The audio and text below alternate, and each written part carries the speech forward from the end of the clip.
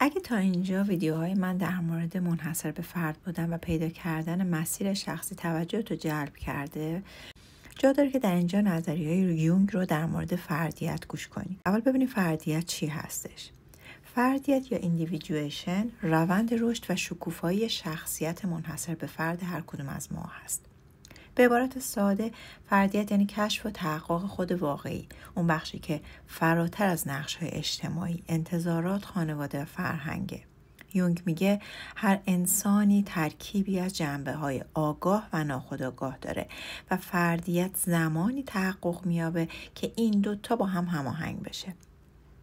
حالا بریم سراغ قسمت‌های خودآگاه و ناخودآگاه. ببین خودآگاهی و در واقع منظور شناخت خود واقعی هستش. شناخت استعدادها، انگیزه‌ها، خواسته‌ها و ضعف‌ها. و در مورد ناخودآگاه میشه پذیرش سایه‌ها، همون شادوها یا اون بخش‌هایی از شخصیت که معمولا سرکوب میشن.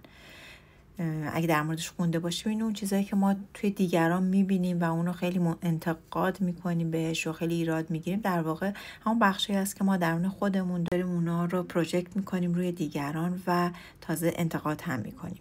پس بهتر است که این بخش‌های ناخودآگاه خودمون رو بشناسیم، سایه‌های خودمون رو بشناسیم، بهشون آگاه باشیم.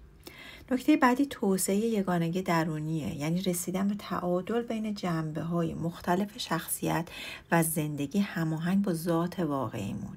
پس ببینیم ما صرفاً به یک بخش نباید بپردازیم، باید کل در واقع ویژگی‌های خودمون رو به یک هماهنگی و تعادلی برسونیم. و نکته بعدی بیان یکتایی در زندگی عملی هست، یعنی انتخاب مسیر زندگی، کار، روابط و سبک زندگی مطابق با ویژگی‌های شخصی، نه تقلید از دیگران.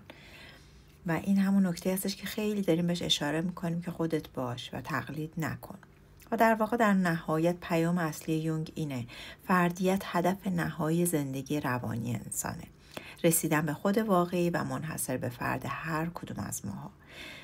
به عبارت دیگر فردیت یعنی هر کس مسیر منحصر به فرد خودش رو پیدا کنه، استعداد و انرژی‌هاش رو بشناسه و اونها رو در زندگی واقعی به کار ببنده.